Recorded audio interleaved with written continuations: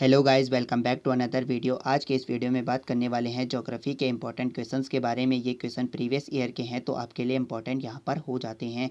तो चलिए आज के इस सेशन की शुरुआत करते हैं। पहला प्रश्न है, रोहतांग दर्रा निम्नलिखित में से किस राज्य में स्थित है? तो जो रोहतांग दर्रा है आप सभी लोग जानते होंगे, ये option number D Himachal Pradesh में स्थित है। और बात करें हिमाचल प्रदेश के अन्य दर्रों की तो इम्पोर्टेंट यहाँ पर बारालाचा दर्रा हो जाता है। एक इम्पॉर्टेंट हो जाता है शिपकीला दर्रा। शिपकीला दर्रा जो इम्पोर्टेंट है वो क्यों है? क्योंकि इसी दर्रे से सतलज नदी यहाँ पर भारत में एंटर करती है। तो आपको याद रखना है सतलज नदी किस दर्रे से भारत में एंटर करती है, तो ये शिपकीला दर्रा से एंटर करती है। और ये किस राज्य में है? तो ये हिमाचल प्रदेश में है।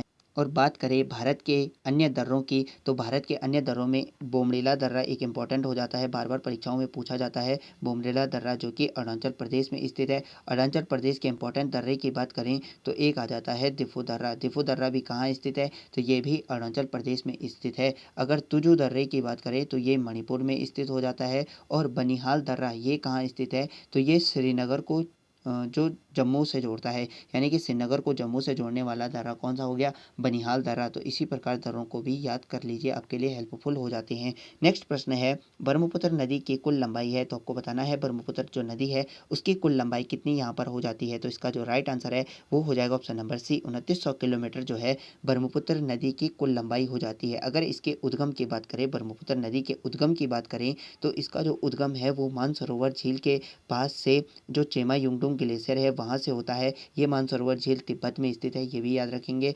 और अगर बात करें इसको तिब्बत में किस नाम से जाना जाता है, तो इसको वहाँ पर सांगपो नदी के नाम से जाना जाता है। और अगर बात करें कि भारत में ये किस दर्रे से एंटर करती है, तो ये भारत में यंगयाप दर्रे से एंटर करती है जो कि अरुणाचल प्रदेश में है। और अरुणाचल प्रदेश में इसको किस नाम से जाना जाता है? तो इसको यहाँ पर दिहांग के नाम से जाना जाता है। और जब ये असम में आ जाती है तो इसको ब्रह्मपुत्र नाम से यहाँ पर जाना जाता है। इसके सहायक नदियों की अगर बात करें तो इसकी सहायक नदियों में इंपॉर्टेंट जो हो जाती है तीस्ता हो जाती है, मानस इसकी सहायक है, धनश्री, सुबनश्री और लोहित, दिबांग, सियांग, इन नदियों को आप याद कर लीजिए। ये ब्रह्मपुत्र नदी की जो है सहायक नदियाँ हो जाती हैं। नेक्स्ट प्रश्न है, विश्व की लगभग प्रतिशत जनसंख्या भारत में रहती है। तो 2011 की जनगणना के अनुसार आपको बताना है कि विश्व की कुल जनसंख्या में भारत की भागीदारी कितनी थी। तो इसका जो राइट आंसर है वो हो जाएगा ऑप्शन नंबर सी, 17.5% जनसंख्या विश्व की भारत में निवास करती है। और 2011 की जनगणना के अनुसार बात करें भारत की जनसंख्या की तो वो हो जाती है 121.09 करोड़ भारत की जनसंख्या यहाँ पर थी। और बात करें भारत की दशकीय वृद्धि की तो भारत की जो दशकीय वृद्धि दर थी, यानी कि 2001 से और 2011 के बीच में कितनी यहाँ पर जनसंख्या में वृद्धि हुई, तो वो थी 17.74%। ये भारत की दशकीय वृद्धि दर रही, इसे भी आप लोग याद रखेंगे। नेक्स्ट प्रश्न है, भारत में पहली बार जनगणना कब हुई थी? तो भारत में जो पहली बार जनगणना हुई थी आप सभी लोग जानते होंगे, लॉर्ड मेयो के काल में हुई थी। और कब हुई थी? तो ये हुई थी 1872 में। इसका जो राइट आंसर है वो हो जाएगा ऑप्शन नंबर सी। अगर बात करें कि भारत में दशकीय वृद्धि के आधार पर प्रथम बार जनगणना कब हुई थी, तो वो हुई थी 1881 में, लॉर्ड रिपन के काल में। ये जो जनगणना थी ये दशकीय वृद्धि के आधार पर हुई थी, इसे भी आप लोग याद रखेंगे। और बात करें यहाँ पर 1749 में, तो 1749 में जो है प्रथम बार स्वीडन में जनगणना होती है। और बात करें 1790 में तो ये जो है आधुनिक ढंग से अमेरिका में की गई जनगणना थी। तो इसे भी आप लोग याद रखेंगे। अमेरिका में जो जनगणना होती है आधुनिक ढंग से वो 1790 में होती है। नेक्स्ट प्रश्न है, निम्नलिखित में से भारत की सबसे बड़ी खाड़ी है? देखिए, खाड़ी क्या होता है कि तीन तरफ से पानी से घिरा हुआ हिस्सा हो जाती है खाड़ी। तो अगर बात करें भारत की सबसे बड़ी खाड़ी की तो इसका जो राइट आंसर है वो हो जाएगा ऑप्शन नंबर डी, बंगाल की जो खाड़ी है वो भारत की सबसे बड़ी खाड़ी है। और इसके क्षेत्रफल की बात करें तो 21,72,000 किलोमीटर स्क्वायर में ये जो खाड़ी है ये फैली हुई है, 21,72,000 में फैली हुई है। और भारत की सबसे बड़ी खाड़ी है, ये भी आप लोग याद रखेंगे। यहाँ पर आप लोग देख सकते हैं ये बंगाल की खाड़ी है और तीनों तरफ से जो है स्थल से घिरी हुई है, ये आप लोग याद रखेंगे ये रही बंगाल की खाड़ी।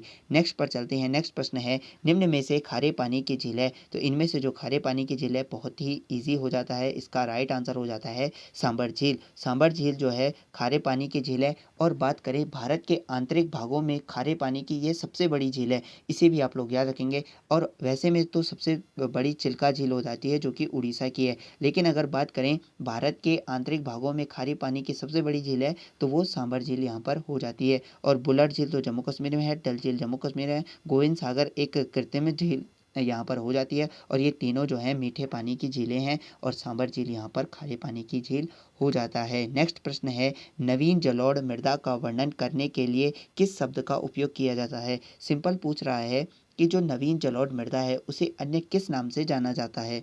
तो जलोढ़ मृदा जो है हमारे भारत के लिए बहुत ही इम्पोर्टेंट मिट्टी यहाँ पर हो जाती है। कम से कम भारत के 43% क्षेत्रफल में ये मृदा फैली हुई है। इसके बाद हम प्रीवियस वीडियो में भी कर चुके थे। एक बार और यहाँ पर प्रश्न आया है कि नवीन जलोढ़ मृदा को दूसरा किस नाम से जाना जाता है, तो ये जाना जाता है ऑप्शन नंबर बी, इसे खादर के नाम से जाना जाता है। और जो पुरानी जलोढ़ मृदा होती है उसे बांगर के नाम से जाना जाता है, ये भी आप लोग याद रखेंगे। नेक्स्ट प्रश्न है, मिट्टियों से ही प्रश्न है, क्षेत्रफल के आधार पर भारत में पाई जाने वाली सर्वाधिक मिट्टी का प्रकार है। तो आपको बताना है क्षेत्रफल के आधार पर भारत में सर्वाधिक कौन सी मिट्टी पाई जाती है, तो इसका जो राइट आंसर है वो हो जाएगा ऑप्शन नंबर ए, जो जलोढ़ मृदा है वो भारत में कम से कम 43% क्षेत्रफल में पाई जाती है। लाल मिट्टी की बात करें तो ये 18% लगभग क्षेत्रफल में पाई जाती है। और बात करें काली मिट्टी की तो ये 15% में पाई जाती है। लेटराइट मिट्टी की बात करें तो ये 3% क्षेत्रफल में पाई जाती है, इसे भी आप लोग याद रखेंगे। नेक्स्ट प्रश्न है, निम्नलिखित नदियों में पंचनद नदियों में शामिल नहीं है, तो आपको पता होगा कि पंचनद नदियों में कौन कौन शामिल हैं। तो इसमें झेलम शामिल है, चिनाब यहाँ पे चुनाव नहीं होगा, ये चिनाब होगा, चिनाब नदी शामिल है, रावी शामिल है और ब्यास नदी शामिल है और इसके साथ में सतलज नदी भी शामिल है। और कौन सी यहाँ पर नहीं बतानी थी, तो इसका राइट आंसर हो जाएगा सिंधु नदी। सिंधु नदी जो है वो पंच नदियों में शामिल नहीं है। नेक्स्ट प्रश्न है, भारत के निम्नलिखित में से कौन सा क्षेत्र शीत मरुस्थल के रूप में जाना जाता है। देखिए मरुस्थल क्या होता है, जहाँ पर 25 सेंटीमीटर से कम की बारिश होती है उसे मरुस्थल कहा जाता है, और ठंडा हो तो उसे शीत मरुस्थल कहा जाता है। तो इनमें से आपको बताना है शीत मरुस्थल कौन सा है, तो इसका जो राइट आंसर है वो हो जाएगा ऑप्शन नंबर डी, लद्दाख जो है उसे शीत मरुस्थल के नाम से जाना जाता है, इसे भी याद रखेंगे। और लद्दाख का जो द्रास क्षेत्र है वो भारत का सबसे ठंडा क्षेत्र माना जाता है, ये भी आप लोग याद रखेंगे। नेक्स्ट प्रश्न है, भारतीय जनगणना के अनुसार कौन सा वर्ष महान विभाजक वर्ष यानी कि year of the big divide के नाम से जाना जाता है। इसके बारे में आपने ज़रूर सुना होगा। तो इसे क्यों जाना जाता है, तो इस यहाँ पर क्या हुआ था कि इस वर्ष में जो जनसंख्या घनत्व था वो एक यहाँ पर गिर गया था, इसीलिए इस ईयर को जो है द बिग डिवाइड के नाम से जाना जाता है।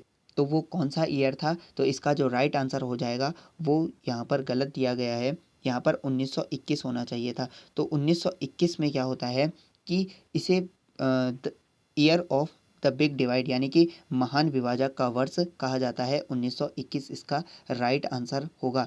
इसमें क्या हुआ था, तो देखिए जब 1911 की जनगणना हुई थी तो उस समय जो जनसंख्या घनत्व था वो 82 था, इसे याद रखेंगे। और 1921 में क्या हुआ था कि जो जनसंख्या घनत्व था वो 81 यहाँ पर हो गया था, और एक की जो वृद्धि आई माफ़ कीजिएगा, एक की जो कमी आई थी उसी के आधार पर इस वर्ष को महान विभाजक वर्ष घोषित कर दिया गया था। नेक्स्ट पर चलते हैं। अगर यहाँ पर बात करें इस प्रश्न में कि 2011 के अनुसार जो जनसंख्या घनत्व है वो कितना है, तो वो 382 हो जाता है, इसे भी आप लोग याद रखेंगे। 382 जो था वो 2011 की जनगणना के अनुसार यहाँ पर जनसंख्या घनत्व हो जाता है। नेक्स्ट प्रश्न है, दोडा बेटा चोटी कहाँ स्थित है, तो जो दोडा बेटा है ये चोटी कहाँ स्थित है, तो इसका राइट आंसर हो जाएगा ऑप्शन नंबर बी, नीलगिरी की पहाड़ियों में स्थित है दोदा बेटा। आप सभी ने पढ़ा होगा नीलगिरी की सबसे ऊंची चोटी का नाम क्या है, तो वो दोदा बेटा हो जाता है। और ये किस राज्य में स्थित है, तो ये तमिलनाडु में स्थित है। अगर इसकी ऊंचाई की बात करें तो इसकी जो ऊंचाई है वो हो जाती है 2637 मीटर, 2637 इसकी ऊंचाई हो जाती है। अगर बात करें दक्षिण भारत की सबसे ऊंची चोटी की तो उसका नाम हो जाता है जो अन्नामलाई की ऊंची चोटी है उसका नाम है अनाईमुड़ी। अनाईमुड़ी जो है दक्षिण भारत और प्रायद्वीपीय भारत की सबसे ऊंची चोटी हो जाती है। अगर इसकी ऊंचाई की बात करें तो 2695 मीटर इसकी ऊंचाई यहाँ पर हो जाती है। और ये किस राज्य में है? तो ये केरल में स्थित है। इसे भी आप लोग याद रखेंगे। नेक्स्ट प्रश्न है, भारत की सर्वाधिक महत्वपूर्ण मिट्टी है, तो इसमें से आपको बताना है भारत की सर्वाधिक महत्वपूर्ण मिट्टी कौन सी है। तो इसका राइट आंसर हो जाएगा ऑप्शन नंबर सी। पहले भी देख चुके हैं, जो जलोढ़ मिट्टी है वो भारत की सर्वाधिक महत्वपूर्ण मिट्टी है। कम से कम 43% भाग पर ये भारत में पाई जाती है और ज़्यादातर उत्तर भारत में ये पाई जाती है। नेक्स्ट प्रश्न है, निम्नलिखित में से कौन सा जल निकाय अंडमान और निकोबार को अलग करता है। तो इनमें से आपको बताना है अंडमान और निकोबार को अलग करने वाला जल निकाय कौन सा है। तो इसका जो राइट आंसर हो जाएगा वो हो जाएगा option number B. 10 degree channel जो है वो अंडमान और निकोबार को अलग करता है। अगर बात करें ये किस किस के बीच में है, तो ये जो लघु अंडमान है और कार निकोबार इसके बीच में पाया जाता है 10 डिग्री चैनल। ये भी आप लोग याद रखेंगे, लघु अंडमान और कार निकोबार के मध्य में पाया जाता है 10 डिग्री चैनल। अगर बात करें 9 डिग्री चैनल की, तो ये 9 डिग्री जो चैनल है ये किसके बीच में पाया जाता है? ये मिनिकॉय और लक्षद्वीप के बीच में पाया जाता है। ये भी आप लोग याद रखेंगे। और 8 डिग्री चैनल की बात करें तो ये मिनिकॉय और मालदीव के बीच में पाया जाता है। ये भी आप लोग याद रखेंगे। और एक इम्पॉर्टेंट हो जाता है डंकन पास। तो डंकन पास जो है वो किसके बीच में है? ये लघु अंडमान और जो दक्षिण अंडमान है उसके बीच में स्थित है। ये भी आप लोग याद रखेंगे। लघु अंडमान और साउथ अंडमान के बीच में कौन सा है? तो डंकन पास स्थित यहाँ पर हो जाता है।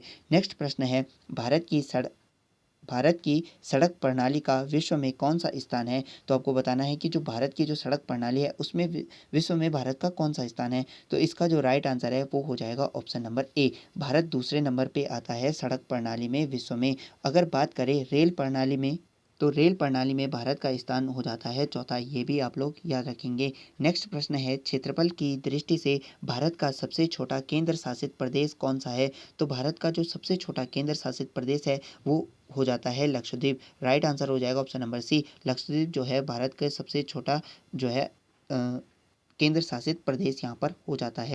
और बात करें ये कहाँ स्थित है, तो ये अरब सागर में स्थित है। 36 द्वीपों का ये समूह हो जाता है और 32 किलोमीटर स्क्वायर इसका जो है क्षेत्रफल यहाँ पर हो जाता है। और बात करें जो मिनिकॉय है ये इसका सबसे बड़ा द्वीप यहाँ पर हो जाता है। और ये किस प्रकार के द्वीप हैं, तो ये कोरल से बने द्वीप हैं और ये भी आप लोग याद रखेंगे। नेक्स्ट प्रश्न है, सैडल पर्वत में स्थित डैश में स्थित अंडमान और निकोबार द्वीप समूह की सबसे ऊंची चोटी है। तो ये ऑप्शन सारे ही यहाँ पर गलत हो जाते हैं, क्योंकि देखिए यहाँ पर पूछ रहा है कि किस में स्थित है, तो आप लगा देंगे कि अंडमान और निकोबार में। लेकिन यहाँ पर जो ऑप्शन थे वो कुछ इस प्रकार से थे कि लघु में है या उत्तर में है या जो मध्य है या कार निकोबार किस में स्थित है।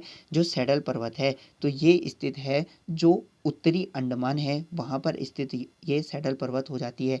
ये भी आप लोग याद रखेंगे। जो देखिए जो सैडल पर्वत है ये अंडमान और निकोबार की जो है सबसे ऊंची चोटी है। अगर इसकी ऊंचाई की बात करें 731 मतलब 731 मीटर इसकी ऊंचाई यहाँ पर हो जाती है।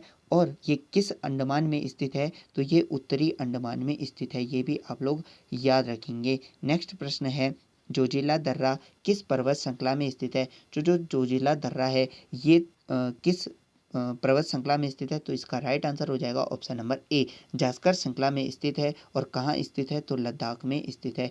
ये भी आप लोग याद रखेंगे। नेक्स्ट प्रश्न है, उड़ीसा में लौह अयस्क क्षेत्र कहाँ स्थित हैं। तो इसका जो राइट आंसर है वो हो जाएगा मयूरभंज जिला और केंदुझर जिला, इन दोनों में ही स्थित है लौह अयस्क क्षेत्र। ये भी आप लोग याद रखेंगे। तो इसका जो राइट आंसर है वो हो जाएगा ऑप्शन नंबर सी। ए और बी दोनों जो है इसका राइट आंसर हो जाएगा। नेक्स्ट प्रश्न है, भारत का सबसे लंबा पुल किस नदी पर स्थित है। अगर बात करें भारत के सबसे लंबे नदी पुल की, तो ये असम और अरुणाचल प्रदेश के बीच में स्थित है। और कितने किलोमीटर लंबा है, तो ये 9.15 किलोमीटर लंबा हो जाता है। और बात करें कि ये किस नदी पर स्थित है, तो ये ऑप्शन नंबर डी लोहित नदी पर स्थित है। और ये लोहित नदी हमने बात करी थी ये किसकी सहायक है, तो ये ब्रह्मपुत्र नदी की सहायक यहाँ पर हो जाती है। ये भी याद रखेंगे। तो फ्रेंड्स हमने यहाँ पर ज्योग्राफी से रिलेटेड इंपॉर्टेंट प्रश्नों को देखा। अगर आपको ये वीडियो पसंद आया तो इसे लाइक कीजिए, शेयर कीजिए और चैनल को सब्सक्राइब जरूर कीजिए। थैंक यू फ्रेंड्स, मैं मिलता हूँ आपको नेक्स्ट वीडियो में। तब तक के लिए टेक केयर एंड बाय।